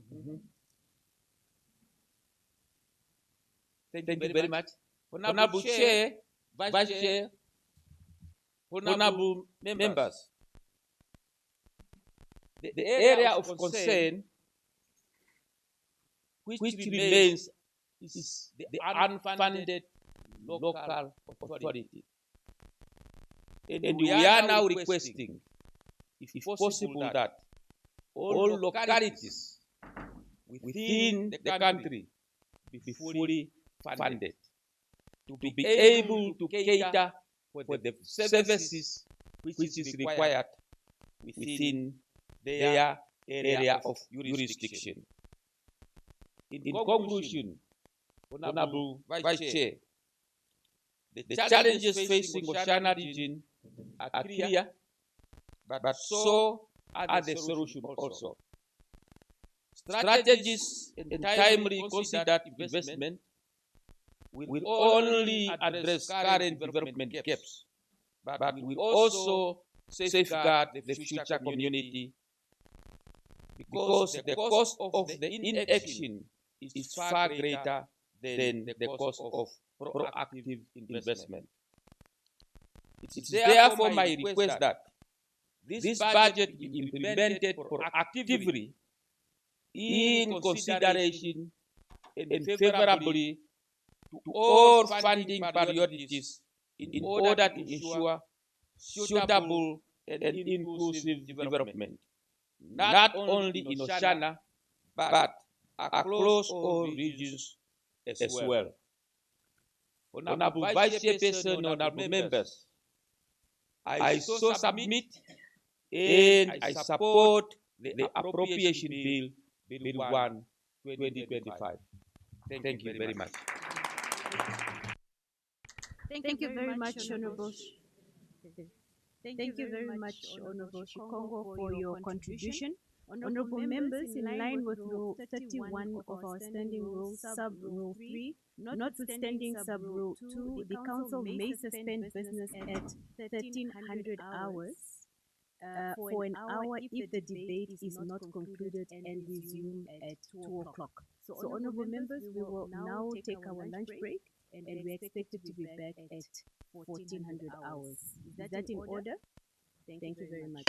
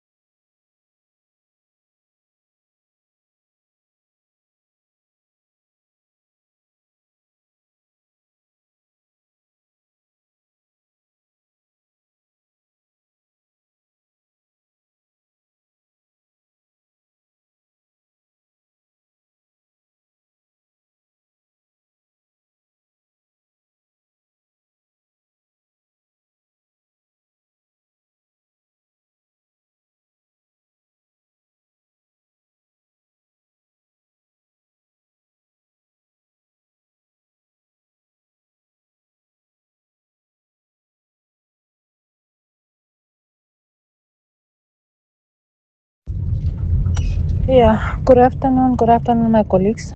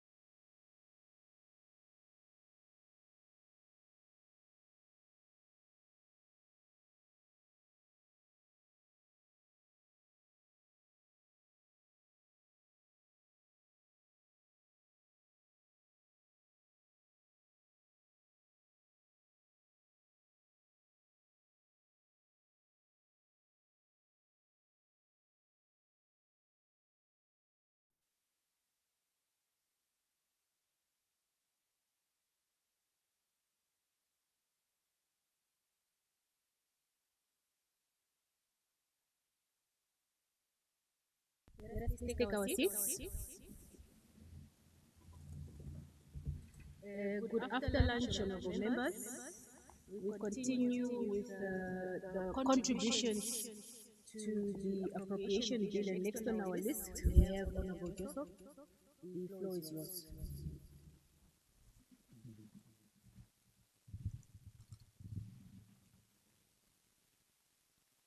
Honorable Vice Chairperson, honorable members, and my fellow citizens of the land of the brave, good afternoon. I rise to support the Appropriation Bill before this August House, a document that clearly prioritizes inclusivity and national progress. I congratulate the Honorable Minister, Honorable Erika Shafuda, and her team for the diligent work in shaping this budget. Despite the geopolitical pressures weighing in on our economy, this bill provides a clear path forward. I am particularly pleased to see the long-awaited Nekadao Dam Phase 2 project finally receiving its budget allocation geared towards the actual implementation of the said phase. This is a transformative step forward toward food self-reliance, job creation, and the economic empowerment for our people. Other notable inclusions in this budget are, to mention a few, but not limited to, the Bersabad-Ses Road. The allocation of 40-kilometer low-volume seal upgrade is a milestone we have long awaited. This infrastructure will serve as a vital economic catalyst, unlocking the tourism potential of Bersabad as a strategic gateway to Helmering, Batani, and Ludrats respectively. The Snijfontein Rural Development Center, addressing the pressing skills deficit in our region and constituency, remains a priority. This center will serve as a beacon of empowerment, providing our youth with the technical expertise necessary to drive local economic beneficiation. The Kitwanswoop Marintal Road, the upgrade of 70 kilometers is a critical investment. By enhancing our primary transport arteries, we are not merely paving roads, we are facilitating seamless trade and strengthening Namibia's connectivity. Rail infrastructure between Ludrats and Paghet. We have secured the necessary budget for the long-awaited rail upgrades between Ludrats and Paghet, and also other rail networks that are to be upgraded in the region. As our Harbour Town undergoes a transformative era of development, this rail link will serve as a vital economic catalyst, seamlessly facilitating the flow of trade from our inland regions to meet both onshore and offshore demands. Sanitation and the bucket system and expansion of rural sanitation remain at the forefront of our agenda. Healthcare infrastructure, Palgras to be particular. Budgetary provision has been made for the construction of a state-of-the-art clinic in Palgras. This is a testament to our government's commitment to bringing quality healthcare services directly to the doorstep of our people, ensuring that no community is left behind. Healthcare infrastructure at Osinkia. I applaud the government for prioritizing the finalization of the Osinkia Primary Healthcare Clinic, and we look forward to the imminent handover of this facility, which will provide the people of Osinkia and surrounding areas with modern, accessible medical care they have long awaited. These projects are but a few examples of strategic investments contained within this bill. Investments designed to uplift our region and improve the lives of every constituent we serve. In these challenging times, marked by global geopolitical volatility, these projects represent more than just budget lines. They are the tangible foundations of the hope for the people of our region. Honorable Vice Chairperson, honorable members, the appropriation bill before us offers a promising roadmap for our country. This budget reflects unwavering resolve to on its social contract, ensuring that the fruits of our national development are shared equitably by all citizens, regardless of their location. I received this mandate with humility and a steadfast commitment to task ahead. I applaud the 8th administration for their diligent stewardship and invite all citizens to rally behind these national aspirations. This is not just a document of numbers. It is a blueprint for the lives of our people. Our duty is to ensure that these allocations yield real-world results.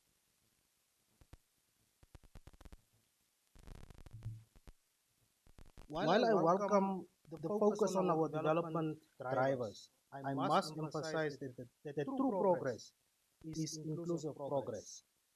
We must ensure that our resources are distributed with equity, ensuring that every constituency and every citizen shares in the prosperity we seek to build. In conclusion, Honorable Vice Chairperson, fellow members, I support the Appropriation Bill. However, I do so with a firm call for greater efficiency, unwavering transparency, and a steadfast commitment to a people-centered implementation. Let this budget be more than mere ink on paper. Let it be a transformative instrument that will tangibly improve the lives of the citizens we serve. I thank you. Thank you very much, Honorable Joseph. Honorable Skongo, you may take the floor.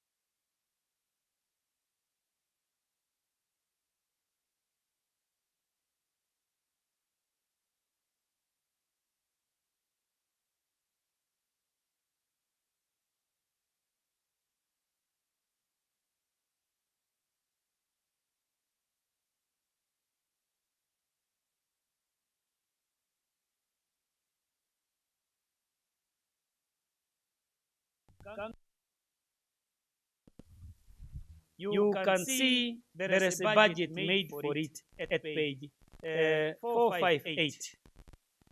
Another one for Kavango West at page 450, NPC code 21010, District Road 3469. And that's why I'm calling it People's Budget. These are roads.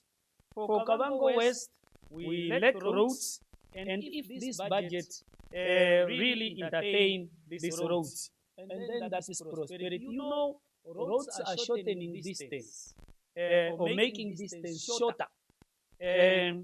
But I need to raise a concern here. Some of these roads, they were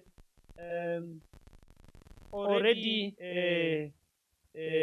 groundbreaking made early in November, particularly this District Road 3469, 16 November 2025.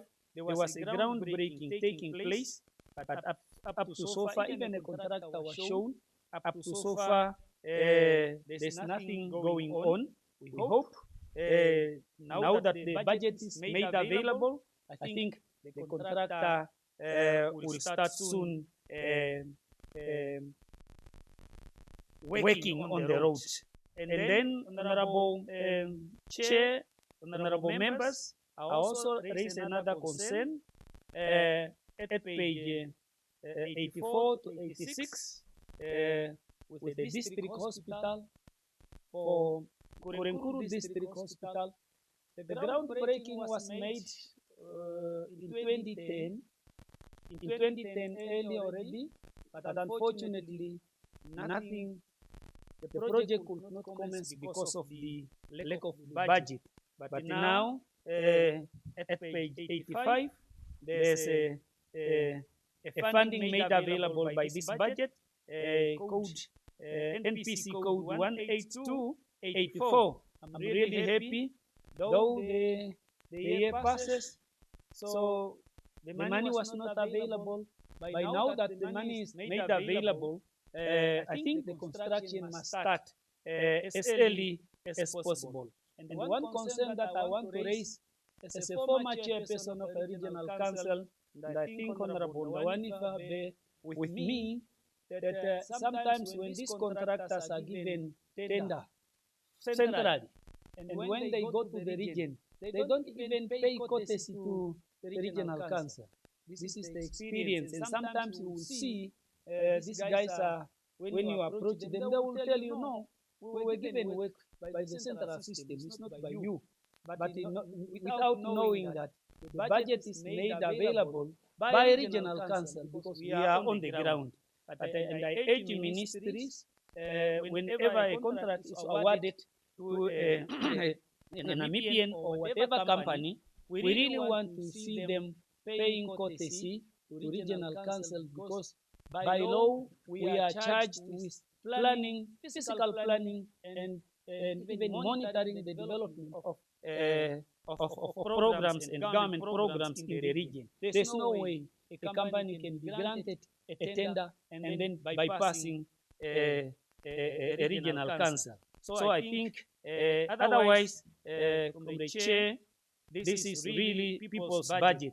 On agriculture, I raise a little bit concern on this issue at page 594 to page 595. Technical studies and designs for water desalination plant in northern areas. But there's no specific which areas. Northern starts from Omsati up to Zambezi. Those are northern areas. But this terminology is vague. It should, if it is Omsati, Omsati, if it is Oshana, Oshana, if it's Kavango West, Kavango West. And another concern at the same page is that there are repetition of regions, whereby they are saying this project is meant for Kavango East, Kavango East, Omsati, Omsati, Zambezi, Zambezi. But when you're reading it, you don't really have a clue what is meant by Kavango is Kavango East, Zambezi, Zambezi. I think some small clarification by this budget needed to be made, so that at the region at least you read it clearly.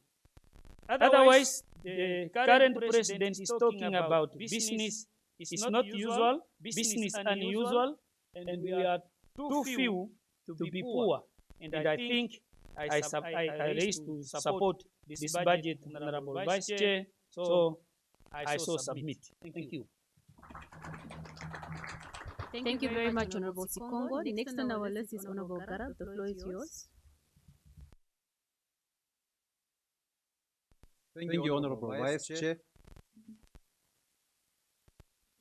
I rise and stand before you today to speak about something far more fundamental, contributing to the Appropriation Bill, Bill 1 of 2026, labor relations, with the budget bracket of 231 million, which I think needs to be increased that our labor commissioners in the ministry can visit the working place of the workers and see the condition our people are working in.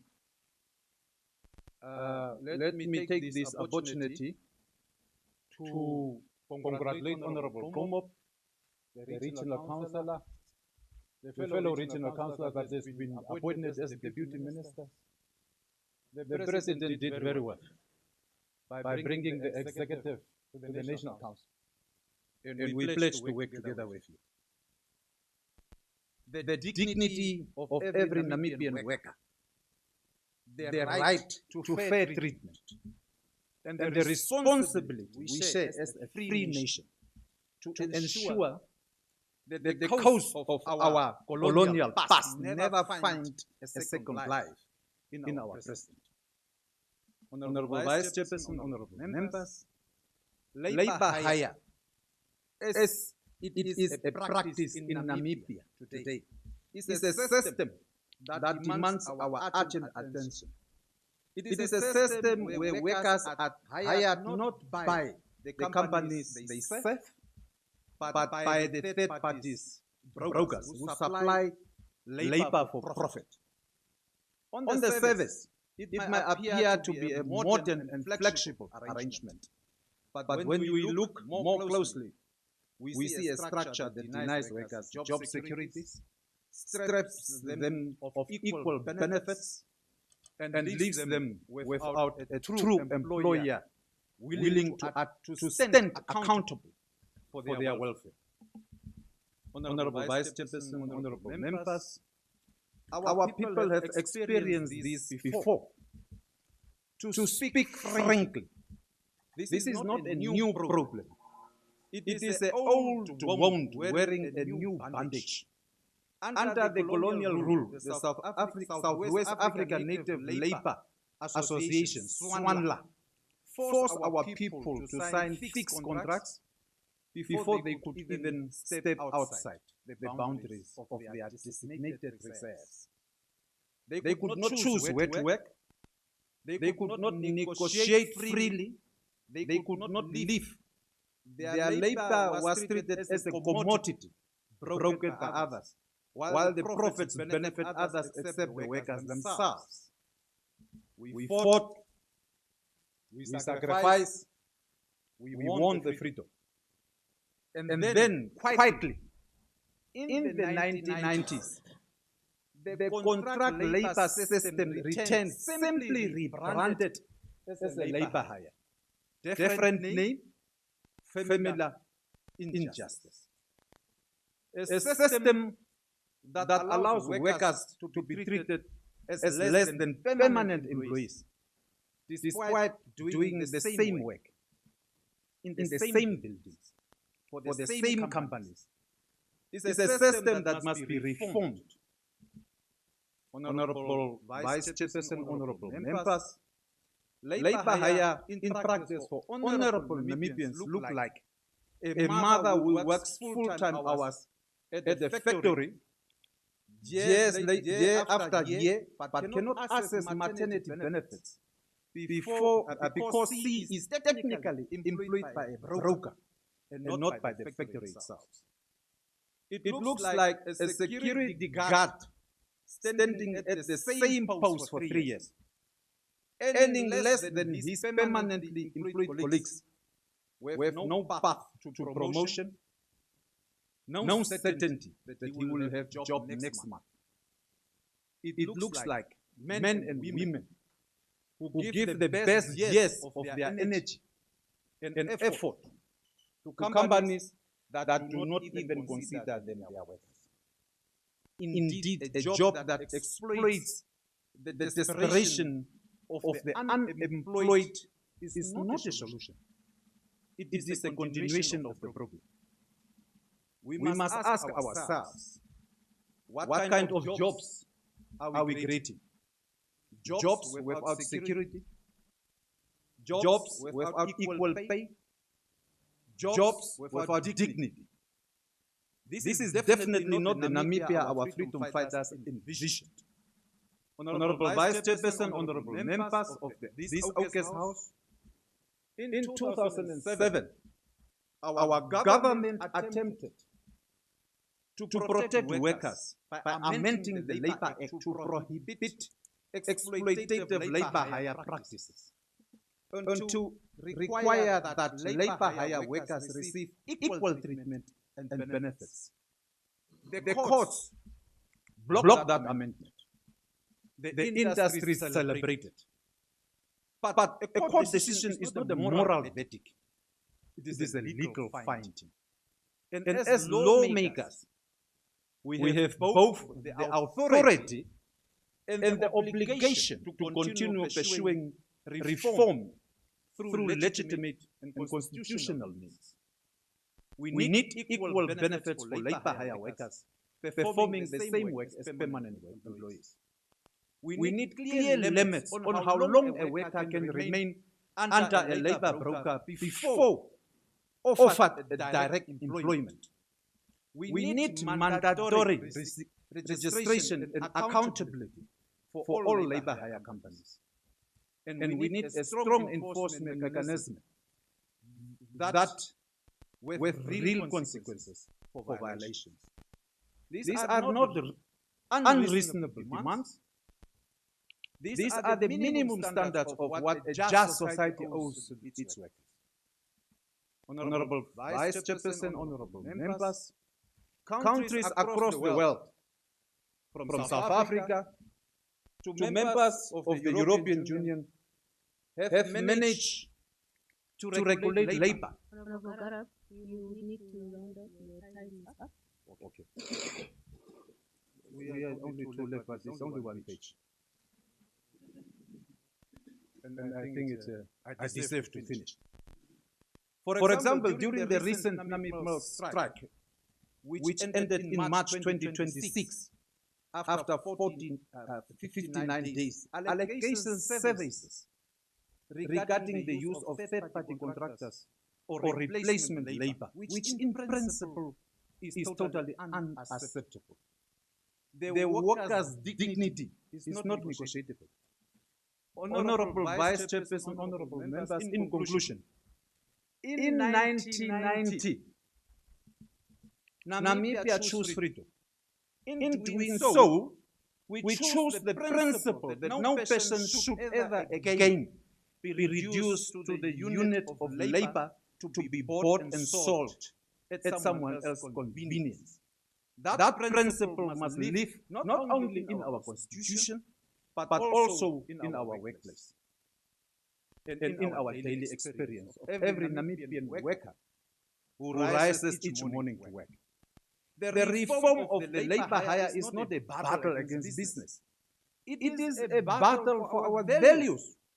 And it is the battle we must not abandon. Let us build Namibia where economic growth creates decent work, where the law protects the vulnerable, and where no worker is left behind in the shadows of brokers' contracts. And let us continue to improving the working conditions of our people under the capable leadership of the President of the Republic of Namibia. I support the Appropriation Bill, Bill 1 of 2026. I so submit. And I thank you. Thank you, Honorable Garab. Honorable Chavionja, the floor is yours. Thank you, Honorable Vice Chair. Honorable members, let me start by quoting the Minister of Finance when he said that Namibia is faced with constraint in our fiscal space like all other countries. We faced an elevated debt level, equally a moderate but fragile economic recovery.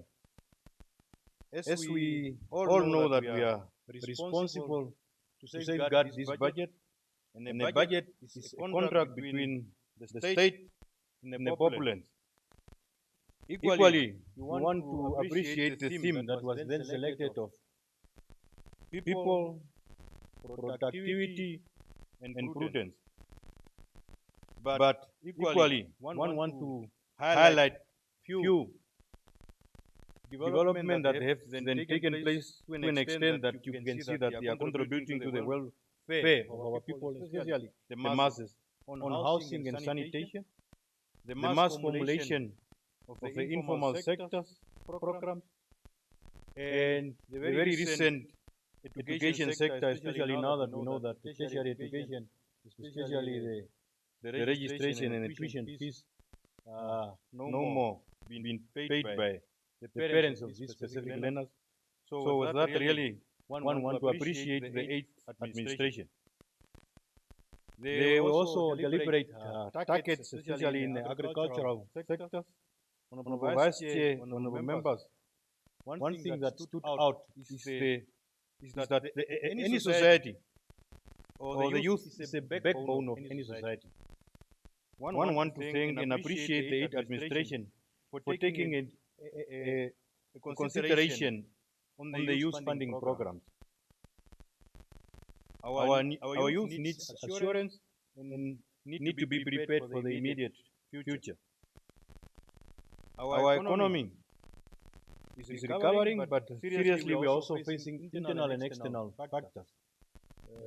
The geopolitics that is on, the price of the fuel, but there are countries that are also striving. An example is Uganda. Maybe at the time committees that are responsible need to benchmark and see what decisive decision have Uganda took for them to do so well. But equally, Honorable Vice Chair, honorable members, I'm disturbed by the performance of our state-owned enterprises because most of them are degrading.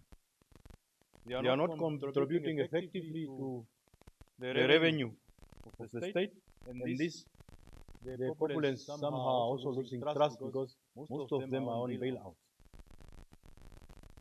Maybe one want to highlight that every economy will be striving if you improve on infrastructure, increase productivity, youth participation, and equally regional connectivity, because Namibia, we need to work with other regional countries for us to strive. But there's one thing that I think we have highlighted in one of our previous discussions that I want to bring forth is that last year, there is something that really stepped me. I went to this company that is selling uniforms for children. I just forgot the name. What is it? Boundary. But really, when you look at the amount of money that we are taking out through these companies, maybe we need to come up with a program where regions can then be structured and according to regions. Maybe we can then start up our own retail companies where we are going to make these clothes in a region, and in the process also create employment and making sure that people also reside in their respective region. And then with this we can even boost the economies of those regions. Honorable Vice Chair, I know we had a very long day. I will deliberate on specific votes when we are getting to them. With that submission, I rest my case. Thank you very much, Honorable Shabeyonja, and to the rest of the honorable members. Honorable members, that was the order of the day. It is in accordance with Rule 30, Sub-Rule 1 of the National Council Standing Rules and Orders that I adjourn this House without a question being put. The House stands adjourned until tomorrow, 9:30. Honorable members, please be reminded of our meeting that is taking place right after chamber in conference room G4. Thank you.